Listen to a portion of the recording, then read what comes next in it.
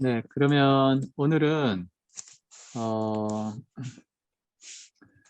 이제 항상 제가 과학을 학생들한테 가르칠 때 가장 기본적인 게 이 원자하고 어 분자에 대한 개념이에요. 그러니까 원자와 분자에 대한 개념을 잘 알면은 과학은 아주 쉽다. 이제 이렇게 볼 수가 있습니다. 이게 일종의 이제 기초 다지기죠. 기반, 기초. 그러니까 우리가 건물을 지을 때 작은 건물을 짓든지 아니면 큰 건물을 짓든지 이 땅을 다 잘 다져야 되잖아요. 그죠? 이게 잘 안 다져 있으면은 이게 이렇게 기울 수가 있거든요. 그럼 이제 무너지게 되거든요. 그러니까 이제 치유나 영양이나 여러 가지 공부를 하는 분들이 이 기초가 안 돼 있어서 깊게 공부를 못 하는 경우가 많아요. 그러니까 여러 가지 정보는 알아요. 뭐 오메가3가 좋다, 뭐 셀레늄을 먹어야 된다. 이런 이제 기본적인 정보들을 많이 알거든요. 이제 좀 다르게 표현하자면 좀 뭐 잡다한 지식을 많이 알고 계세요. 근데 그것이 엮이지가 않는 거예요. 왜 그러면 오메가3가 뭐냐? 오메가6와 오메가3의 차이가 뭐냐? 기본적으로 분자 구조에서 기본적으로 나와야 되거든요. 근데 그런 거를 그릴 수가 없는 거예요. 그러다 보니까 이제 한계가 있는 거죠. 깊이 있게 자기가 공부를 하는 데 있어서 한계를 느낄 수밖에 없어요. 그럼 그런 한계가 어디서 비롯되냐 하면은 바로 오늘 수업하는 내용에서 한계가 이제 있는 거예요. 그렇기 때문에 오늘 수업은 모든 과학에 있어서 아주 핵심적이고 기초적이고 가장 중요한 거예요, 사실은. 그래서 오늘 수업을 잘 들으시고 혹시라도 수업 내용 중에 이해가 안 가시면 수업 중간에 상관없으니까 마이크를 켜셔가지고 잠깐 하고 질문을 하셔도 됩니다. 아시겠죠? 왜냐면 제가 네, 설명을 명확하게 못 드릴 수도 있는 거거든요. 그러면 한 분이라도 이해가 안 가시는 분은 다른 분이 또 이해가 안 갈 수도 있는 거예요. 그러니까 주저하지 마시고 질문하셔도 됩니다. 어,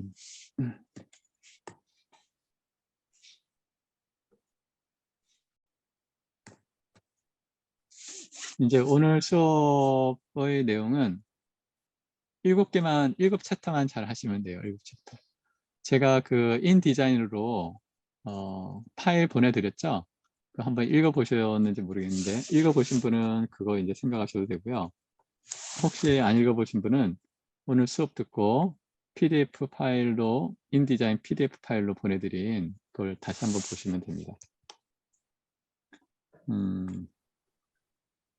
2시간인데 1시간은 원자의 구조, 또 주기율표, 억택 규칙. 억택 규칙은 8개 규칙 이런 거거든요. 그 다음에 이제 공유결합, 또 이온결합, 또 전기음성도 이런 개념을 알게 될 거예요. 그러니까 우리가 이제 공자님도 그러셨잖아요. 학문을 하는 데 있어서 제일 먼저 하는 게 필야 정야라. 그러니까 무슨 말이냐면 단어의 뜻을 아는 거예요. 단어 뜻. 단어의 뜻을 한 문장으로 설명할 수 있어야 되는 거예요. 그러면 대부분의 학문은 이 단어와 단어의 관계의 해석의 문제거든요. 그래서 단어 뜻을 아는 거예요. 오늘은 앞으로도 마찬가지로 원자, 좀 이따 배우겠지만 원자는 물질을 구성하는 가장 작은 입자, 이렇게 간단하게 정의를 할 수가 있어야 되는 거예요. 그 다음에 두 번째는 이제 전자쌍 반발 원리. 또 전자쌍 반발 원리에서 분자 구조가 이제 설명이 되거든요. 그 다음에 이제 물, 이 수소 결합을 한다는 거, 이런 걸 이제 공부를 하게 될 거예요. 물은 우리 이제 인체의 경우 태어나는 애기의 80%를 차지하잖아요. 그죠?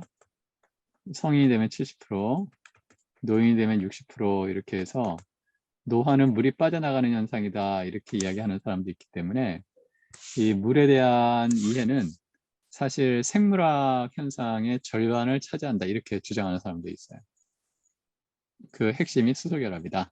이제 이렇게 이야기할 수 있습니다. 그 다음에 이제 앞서 배운 것들을 근거로 해서 탄수화물, 단백질, 지질이 어떻게 구조를 가지고 있냐라는 걸 배우게 될 거예요. 그런데 항상 구조는 뭐와 같이 다니냐면 기능과 함께 다니는 거예요. 예를 들어서 뭐 자동차가 있다. 바퀴가 있어요. 바퀴 구조는 동그랗잖아요. 그죠? 동그랗다는 자체가 기능을 내포하고 있는 거거든요. 그래서 구조를 아는 것은 매우 중요하다. 이제 이렇게 볼 수가 있습니다. 오늘 수업의 목표는 기본적인 원자와 분자 구조를 이해함으로써 우리가 생물학이나 생화학 또 생리학 특히 현대에 있어서 대사 관련 질환들 당뇨, 고지혈증, 고혈압, 암, 그죠? 골다공증, 요즘에 신장질환 이런 것들을 이해하는데 기본적인 탄수화물, 단백질, 지질의 분자 구조와 생화학적 특징, 생리를 이해하는데 기초를 잡는다. 이제 이렇게 볼 수가 있습니다.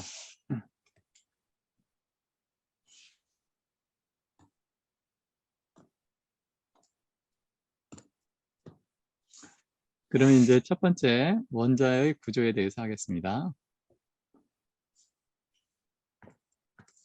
원자는 정의가 물질을 구성하는 최소라는 건 가장 작다 이런 뜻이죠. 가장 작은 입자라고 정의를 합니다.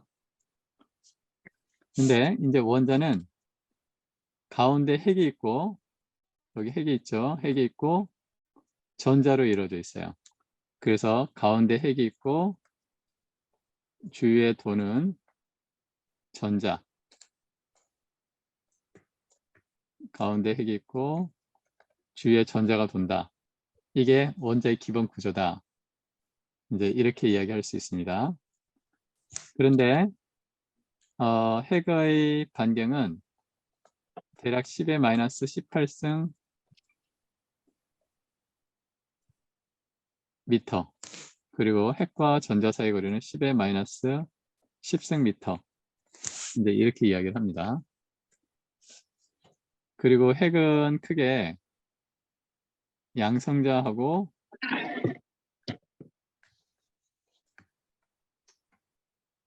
중성자로 이루어져 있다. 이렇게 이야기합니다. 그러니까 양성자와 중성자는 크기와 질량이 비슷하다고 이야기해요. 양성자와 중성자는 크기와 질량이 유사해요.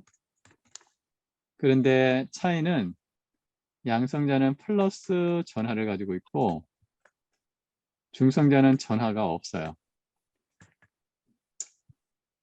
그 다음에 전자는 양성자 무게의 1860분의 1 정도의 무게를 가지는데요.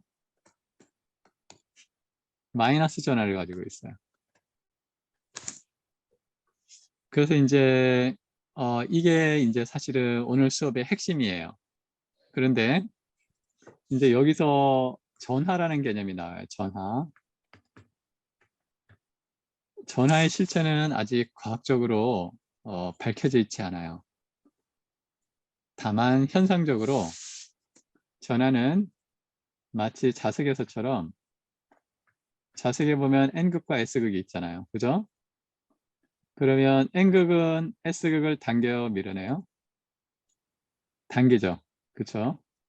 그것처럼 플러스 전하와 마이너스 전하는 서로 당긴다. 서로 당긴다. 플러스와 마이너스는 서로 당긴다. 또 플러스와 플러스는 서로 밀어낸다. 또 마이너스와 마이너스는 서로 민다. 이제 이 개념이 아주 중요해요. 그러니까 이 개념만 잘 알면 이제 앞으로 공부하는 거는 쉬워요. 그러면 플러스와 마이너스는 차이가 뭐냐? 그냥 반대된다는 뿐이에요. 그러니까 전자를 만약에 플러스 전하다 이렇게 이야기하면 양성자는 마이너스 전하가 될 수 있는 거예요. 그러니까 플러스냐 마이너스냐 그 자체는 중요하지가 않고 서로 반대되는 전하를 가지고 있다. 그게 이제 핵심입니다.